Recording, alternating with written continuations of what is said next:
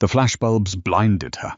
Hundreds of cameras captured the exact moment her quiet, ordinary life shattered. Standing at the podium of the Plaza Hotel, the most ruthless syndicate boss in New York smiled, pulled her by the waist, and announced to the world, "Meet my future wife." She hadn't even given him her real name. If you looked at the surface of Sophia Kensington's life, you would see a perfectly unremarkable, cautiously structured existence. She was 28, lived in a cramped fourth-floor walk-up in Queens, and spent her days breathing in the fumes of turpentine and linseed oil. As a senior art restorer at a highly discreet boutique firm in Manhattan, a firm that often subcontracted for Sotheby's and Christie's, she was paid to make damage disappear. She was the woman who fixed slashed canvases, water-damaged frescoes, and history's ugly mistakes. But Sophia had her own ugly history to manage. 3 years earlier, her estranged father, a man addicted to underground high-stakes poker, had vanished, leaving behind a staggering 6-figure debt. The men he owed weren't the type to send collection letters. They were the type to send a message. Sophia knew exactly who held the debt: the Reed Syndicate. Operating out of a towering glass high-rise in Hudson Yards, Nathaniel Reed was the architect of a modern empire built on blood and legitimate corporate shell companies. He didn't look like a street-level mobster. He wore tailored Brioni suits, sat on the board of 3 major charities, and had the icy, untouchable aura of a tech billionaire. But the whispers in the city's underbelly painted a different picture. Nathaniel Reed was the judge, jury, and executioner of New York's invisible underworld. Sophia's survival strategy had always been simple: stay invisible. If you don't look the devil in the eye, he won't know you exist. That strategy evaporated on a rainy Tuesday in November. Her boss, a perpetually sweating man named Arthur, practically shoved her into a black town car waiting outside their studio. "Emergency job. A private client," Arthur stammered, avoiding her gaze. "Tribeca penthouse. It's a slashed 17th-century Baroque piece. Needs stabilization tonight before the humidity destroys the fibers." When the private elevator opened into the sprawling, dimly lit penthouse, Sophia's blood turned to ice. Standing by floor-to-ceiling windows overlooking the Manhattan skyline was Nathaniel Reed. He was even more imposing in person.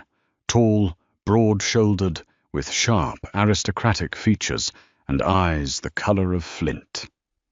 He was casually pouring a glass of Macallan 25, the heavy crystal clinking in the dead silence of the room. 2 men, massive, stone-faced security details, stood by the door. On the marble dining table lay the painting, violently slashed down the middle. Sophia's heart hammered against her ribs. She knew exactly who he was. She knew this was the man who likely ordered her father's kneecaps shattered. Every instinct screamed at her to drop her kit and run. But running meant acknowledging what he was. Running meant she was prey. So, Sophia made a split-second decision that would alter the course of her life. She decided to play completely, aggressively dumb. "Mr. Reed, I presume?" Sophia asked, her voice deliberately flat, dripping with the mild annoyance of an overworked contractor. She didn't wait for his answer. She walked straight past him, dumped her heavy leather kit on the floor, and pulled on a pair of white cotton gloves. Nathaniel slowly turned, the whiskey glass pausing halfway to his lips. People usually trembled when they entered his home. They stuttered. They kept their eyes glued to the floor. This woman was looking at his ruined painting with absolute disdain. "I was told you were the best at being discreet," Nathaniel said, his voice a low, gravelly baritone that seemed to vibrate in the floorboards. "I'm the best at stabilizing organic fibers," Sophia corrected without looking up. She leaned over the canvas, clicking on a high-powered LED headlamp. Whoever did this used a serrated blade, completely amateur. They tore the warp and the weft. She finally looked up, meeting his cold, dangerous gaze dead on. If you want this saved, I need total silence. A room temperature of exactly 68 degrees, and for you and your friends to step back. Your body heat is affecting the microclimate around the canvas. One of the bodyguards stiffened, his hand instinctually drifting towards the inside of his jacket. Nathaniel raised a single finger. The guard froze. A slow, terrifying smirk crept onto Nathaniel's face. "My apologies, Miss Kensington," she lied smoothly, using her mother's maiden name. "And it's a tight schedule, Mr. Reed. I bill by the hour, and I prefer not to waste my evening." For the next 4 hours, Sophia worked in agonizing silence. Nathaniel didn't leave. He sat in a leather armchair in the shadows, watching her every move. The weight of his stare was suffocating. At one point, to test her, he casually unholstered a matte black Sig Sauer pistol and set it heavily on the glass coffee table. The metallic clatter echoed through the penthouse. It was an intimidation tactic, a reminder of who was in charge.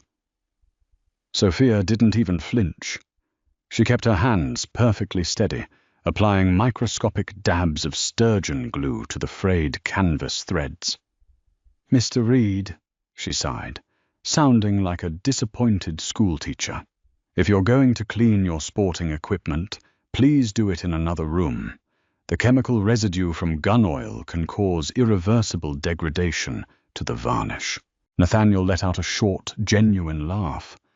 It was a sound that made his bodyguards exchange nervous glances. He holstered the weapon. "Noted, Miss Kensington." When she finally packed up her kit at 2:00 a.m., she handed him a clipboard with an invoice. "The stabilization is complete. We'll need to transport it to the lab for the in-painting." Nathaniel signed the paper without looking at the total. He stepped close to her. Too close. She could smell cedarwood, expensive tobacco, and the faint metallic scent of gunpowder. He looked down at her, searching her eyes for the fear he was so accustomed to seeing. She gave him nothing but a blank, professional stare. "You're an unusually focused woman, Sophia," he murmured. "I just like to get the job done and go home, Mr. Reed. Have a good night." She walked to the elevator, her spine straight, her steps even. It wasn't until the doors closed and she was alone in the steel box that her knees finally gave out, and she collapsed against the handrail, gasping for air. She had survived. She had played the fool, and the devil had bought it. Or so she thought. If Sophia believed her brazen performance in the penthouse was her ticket to freedom, she vastly underestimated the psychology of a man who had everything. Nathaniel Reed wasn't just wealthy, he was chronically bored.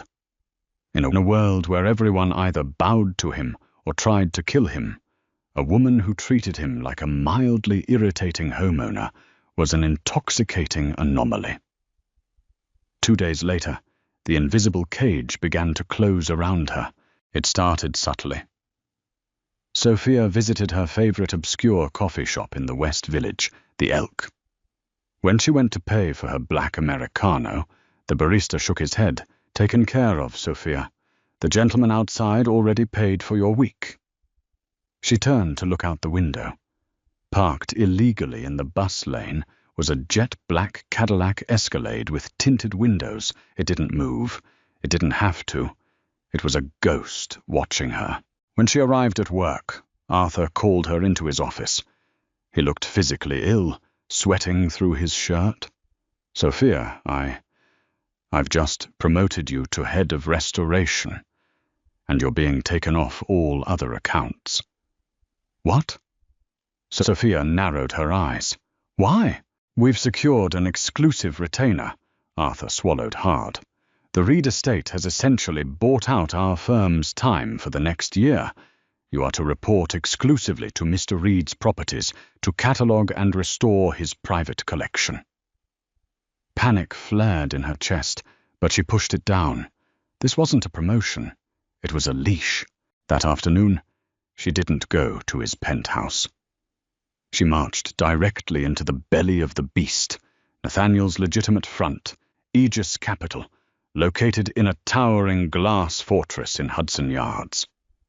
She bypassed the bewildered receptionists, ignored the security guards, who surprisingly didn't try to stop her, and pushed open the heavy oak doors to Nathaniel's corner office. He was sitting behind a massive desk, flanked by high-powered lawyers.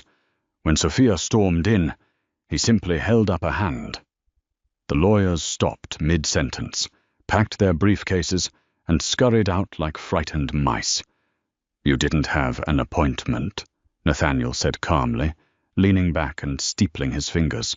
"I don't need one to reject a job," Sophia snapped, dropping the promotion paperwork onto his desk. "I don't know what kind of corporate power trip you're on, Mr. Reed, but I don't work exclusively for anyone, and I certainly don't appreciate having me followed." Nathaniel stood up slowly, walking around the desk. The predatory grace in his movements made her breath hitch, but she stood her ground. "I protect my investments, Miss Kensington," he said softly, stopping mere inches from her. "You are restoring millions of dollars worth of my property. It's standard security protocol." "Paying for my coffee is security protocol?" she shot back. "Buying out my employer is protocol? Look, I don't know how things work in the hedge fund world, but in the real world, this is called harassment.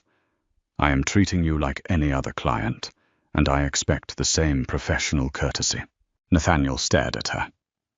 His eyes darkened, searching her face for the lie. She was so convincing. She played the indignant, unaware civilian flawlessly. But Nathaniel was a predator, and predators know when they're being managed. He leaned down, his lips brushing against her ear. "You are a spectacular liar, Sophia." Her heart stopped. He knew. Of course he knew.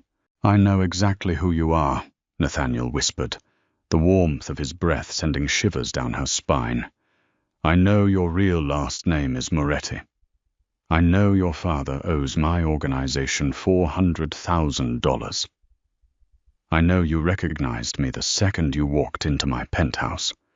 And yet, you looked me in the eye and scolded me for breathing too heavily on a canvas." He pulled back, a dark, fascinated gleam in his eyes. "Do you have any idea how dangerous you are?" Sophia dropped the act. The color drained from her face and her professional mask shattered. "If you're going to kill me for the debt, just do it," she whispered, her voice trembling for the first time. "I don't have the money. I haven't spoken to my father in years." "Kill you?" Nathaniel looked genuinely offended. "Sophia, you're the most interesting thing that has happened to me in a decade. I don't want to kill you. I want to employ you.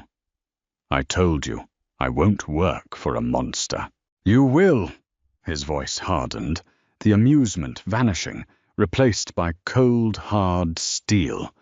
"Because your little performance in my penthouse didn't just entertain me. It caught the attention of Viktor Volkov." Sophia felt a cold sweat break out on her neck. Even in her insulated world, everyone knew the name Volkov. He was the head of the Bratva, a rival Russian syndicate that had been locked in a bloody turf war with the Reeds for 6 months. "I have no wife. I have no children. I have no weaknesses," Nathaniel explained, pacing the room. "But Victor had men watching my penthouse that night. They saw my guards let a woman in at midnight, and they saw her leave hours later. Then they saw my men following you to your coffee shop. To Victor, you aren't an art restorer. You are the woman Nathaniel Reed is secretly keeping. You are my weakness." Sophia's legs felt weak. "Tell him the truth. Tell him I'm nobody. In my world, there are no nobodies. There are only leverages," Nathaniel said grimly. "If I pull my men off you, Victor's people will snatch you off the street in an hour. They will torture you to get to me, and when they realize you know nothing, they will mail you to me in pieces just to make a point." Tears pricked Sophia's eyes. Her desperate lie, her attempt to survive by ignoring him, had ironically painted a massive target on her back. "So what happens now?" she choked out. "I just live in a cage, surrounded by your men?" "No." Nathaniel stopped pacing and looked at her. It was a look of chilling calculation. A secret mistress is a target because she is hidden. A weakness is only a weakness if you try to protect it from the shadows. He walked over to his desk, picking up an engraved, heavy cardstock invitation. He held it out to her. "Tomorrow night is the Metropolitan Charity Gala at the Plaza Hotel. It is the most heavily publicized event of the year. Every politician, every CEO, and every journalist will be there. Victor will be watching." "I don't understand," Sophia said, her hands shaking as she took the invitation. "You aren't going to be a secret anymore, Sophia," Nathaniel said, adjusting his cuffs with terrifying calm. "We are going to walk into that ballroom, in front of 500 cameras, and you are going to smile." "And if I refuse?" she asked, a tear slipping down her cheek. Nathaniel stepped into her space, his thumb gently, possessively wiping the tear away. "Then I can't guarantee you'll live to see Monday. But if you play the part, if you pretend to belong to me in the light, no one in the city will ever dare touch you in the dark." The delivery arrived at her cramped Queen's apartment at exactly noon. It wasn't a cardboard box. It was a garment bag, carried by a woman wearing white gloves, flanked by a security guard. Inside was a custom emerald green Oscar de la Renta silk gown and a velvet box containing a vintage Cartier diamond necklace that felt heavy enough to anchor a yacht. Sophia stared at her reflection in the cracked mirror of her bathroom. The woman staring back didn't look like an art restorer drowning in her father's debt. She looked like royalty. She looked like a target. When she stepped out onto the damp pavement of Astoria, Nathaniel's black-armored Maybach was waiting. He was in the back seat, wearing a midnight blue tuxedo that made him look ruthlessly elegant. As she slid in beside him, his eyes swept over her, lingering on the exposed curve of her neck.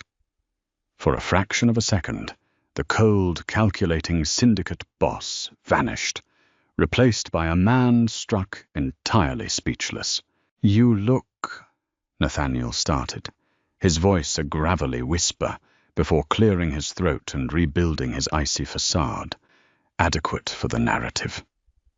"Don't flatter me, Mr. Reed. My ego might swell," Sophia replied dryly, staring out the tinted window as they sped toward Manhattan. "What are the rules tonight?" "Keep your head up. Smile for the cameras. Do not leave my side," he instructed, his tone all business now. "Victor Volkov will be there. He bought a table through a legitimate steel manufacturing front. He will try to speak to you. You will say nothing." "And the engagement?" "Unnecessary theater," Nathaniel said, though his jaw tightened. "A girlfriend is disposable. A fiancé is protected by the oldest rules of our world. If Victor touches my future wife, it violates the Commission's treaty. It would start a war he cannot afford." They pulled up to the Plaza Hotel. The flashing strobes of the paparazzi looked like a lightning storm against the grand stone facade. A sea of reporters, elite socialites, and politicians crowded the red carpet. Nathaniel stepped out first, buttoning his jacket with casual arrogance. Then he offered her his hand. The moment Sophia's fingers touched his, the air shifted. He pulled her close, his hand resting firmly, possessively, on the bare skin of her lower back. The flashbulbs blinded her. Hundreds of cameras captured the exact moment her quiet, ordinary life shattered. Standing at the podium of the Plaza Hotel, the most ruthless syndicate boss in New York, smiled, pulled her by the waist, and announced to the world, "Meet my future wife." The press erupted. Microphones were shoved towards them. "Who is she? When is the wedding? How long have you been hiding her?" Sophia's heart hammered a frantic rhythm against her ribs, but she remembered the survival tactic that had kept her alive in the penthouse. She played the part. She tilted her head, offered a demure, radiant smile, and rested her hand flat against Nathaniel's chest, letting the Cartier diamonds catch the light. Beneath her palm, she could feel his heart beating just as fast as hers. Inside the grand ballroom, the tension was suffocating under the crystal chandeliers. New York's elite mingled seamlessly with the city's most dangerous men. Nathaniel paraded her through the room, introducing her to senators, real estate moguls, and Wall Street titans. He played the smitten billionaire perfectly, tucking a stray curl behind her ear, whispering private, meaningless jokes against her temple just to make her laugh for the onlookers. But the illusion fractured when they reached the bar. "Beautiful ring," a heavily accented voice purred. Sophia froze. Standing beside them was a man in his late 50s with a shaved head and a tailored grey suit. His eyes were completely dead, like a shark circling a reef. This was Viktor Volkov. Nathaniel stepped smoothly in front of Sophia, shielding her from Viktor's gaze. "Viktor, I didn't realize you had an interest in the arts." "I have an interest in sudden miracles, Nathaniel," Viktor smiled, revealing a gold tooth. "A man who trusts no one suddenly finds a bride in the middle of a territorial dispute? It is a fascinating coincidence." Viktor leaned to the side, locking eyes with Sophia. "Tell me, Miss Moretti, does your father know of your impending nuptials? Last I heard, Richard was unavailable." Sophia's blood ran cold. He used her real name. "My fiancé and my father have an understanding," Sophia said, her voice eerily calm, surprising even herself. She stepped out from behind Nathaniel, linking her arm through his. "Just as I understand that a man who attends a charity gala only to gossip must not have very much business to attend to. Enjoy the champagne, Mr. Volkov." Viktor's smile vanished. A muscle ticked in his jaw. For a terrifying second, violence hung in the air like a guillotine. Then Nathaniel let out a low, dark chuckle, kissing the top of Sophia's head. "My apologies, Viktor. My bride has a sharp tongue," Nathaniel mocked. "Excuse us." As they walked away, Nathaniel's grip on her arm was like a vice. He pulled her through the crowd and out onto a secluded stone balcony overlooking Central Park. The crisp November air hit her face, and her knees finally buckled. Nathaniel caught her before she hit the ground, pressing her back against the stone balustrade. "Are you insane?" he hissed, though his eyes were blazing with something that looked dangerously like awe. "You do not provoke the head of the Bratva." "He knew my name, Nathaniel!" she cried out, her chest heaving. "He was testing the lie. If I cowered, he would have known I was a prop. I had to make him believe I belonged to you." Nathaniel stared down at her, the moonlight catching the fierce, terrified fire in her eyes. The space between them evaporated. The calculated, theatrical touches of the evening melted into something raw and entirely unscripted. "You do," he whispered. Before she could process the words, his mouth crashed down on hers. It wasn't for the cameras. It was punishing, desperate, and possessive. Sophia's hands tangled in his hair, pulling him closer, kissing him back with a fervor that terrified her. The lie had bled into reality. She was falling for the devil. The adrenaline of the gala carried them all the way back to the Tribeca penthouse. The heavy oak doors locked behind them, sealing them in their high-rise fortress. But as Nathaniel poured them both a drink, Sophia's mind, sharpened by a lifetime of noticing tiny, invisible details began to race. Victor's comment about her father echoed in her head. Richard was unavailable. She set her glass down and walked slowly into the climate-controlled dining room, where the slashed Baroque painting still rested under protective canvas. She stared at it. The cut was jagged, violent. Whoever did this used a serrated blade. Completely amateur, she murmured, repeating her own words from days ago. "What is it?" Nathaniel asked, stepping into the doorway, loosening his bow tie. Sophia picked up her high-powered ultraviolet flashlight from her kit. She flicked it on, casting an eerie purple glow over the canvas. "My father was a degenerate gambler, Nathaniel. But before he lost his mind to the tables, he was a master forger. He taught me everything." She leaned close to the slashed edges of the painting.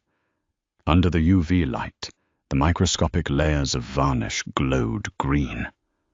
But beneath the primer, deep inside the exposed canvas fibers, tiny geometric patterns reflected the light.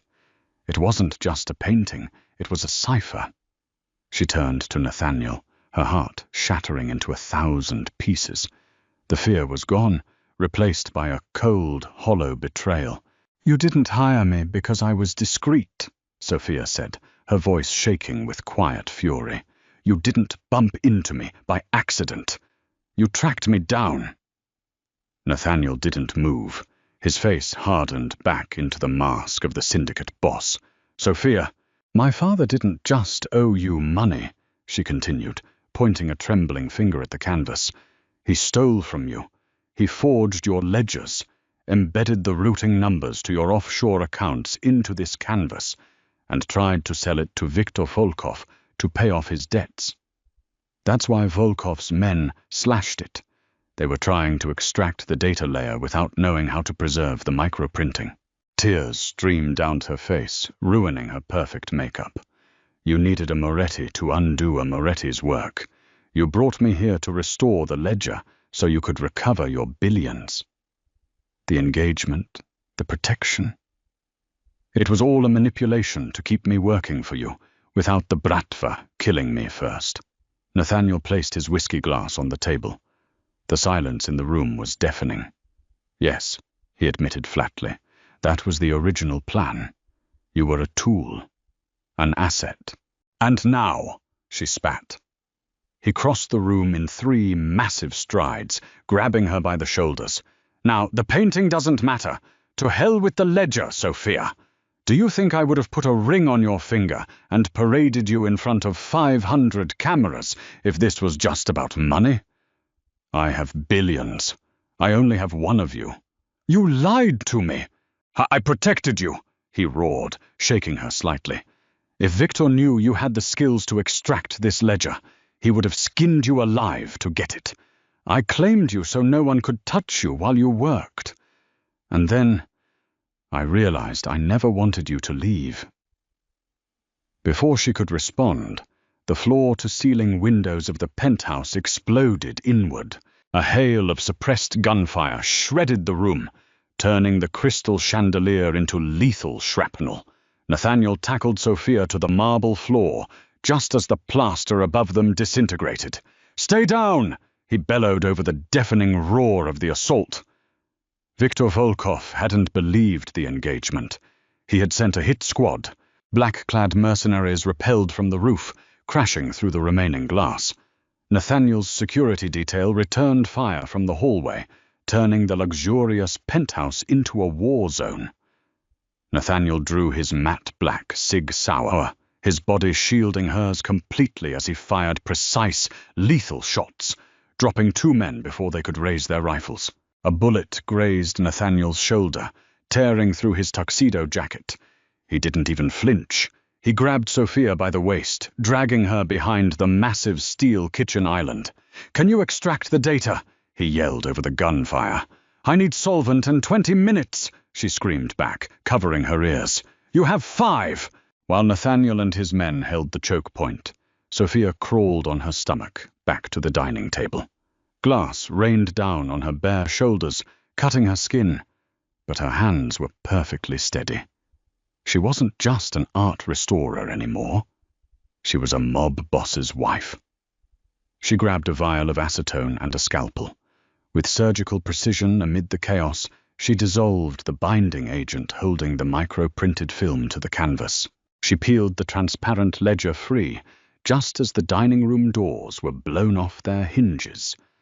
Nathaniel was out of ammo. A Bratva soldier raised an assault rifle, aiming directly at Nathaniel's chest. "Hey!" Sophia screamed. She stood up, holding the delicate film over the open flame of a decorative gas candle on the table. The soldier froze. "This is what you came for," Sophia yelled, her eyes locked on the soldier. "Tell Victor that Mrs. Reed says hello." She dropped the film into the fire. It vanished in a flash of green smoke. The soldier hesitated, realizing his mission was entirely lost. That split second was all Nathaniel's reinforcements needed. The elevator doors pinged open, and the Reed Syndicate's heavy enforcers flooded the room, securing the perimeter in seconds. The remaining Bratva men dropped their weapons. The silence that followed was heavy, broken only by the crackle of the fire and the wail of distant sirens. Nathaniel stood up slowly, clutching his bleeding shoulder. He looked at the ashes on the table, then at Sophia, who was standing in a ruined designer gown, covered in dust and glass, looking like a battle-hardened queen. He didn't care about the lost millions. He walked over to her, his hands gently framing her face, uncaring of the blood staining her skin. "You burned it," he whispered, awe lacing his voice. "I'm an art restorer, Nathaniel," she said, catching her breath, a fierce, undeniable smirk playing on her lips. "I make ugly history disappear." He kissed her, tasting ash, blood, and victory. The lie was dead. The performance was over. Sophia Kensington hadn't just survived the underworld. She had conquered its king. Sophia's journey from a quiet art restorer to the untouchable queen of the New York Syndicate proves that sometimes the greatest masterpiece you can create is your own survival. If this wild, real-life inspired drama kept you on the edge of your seat, smash that like button, share this video, and subscribe for more.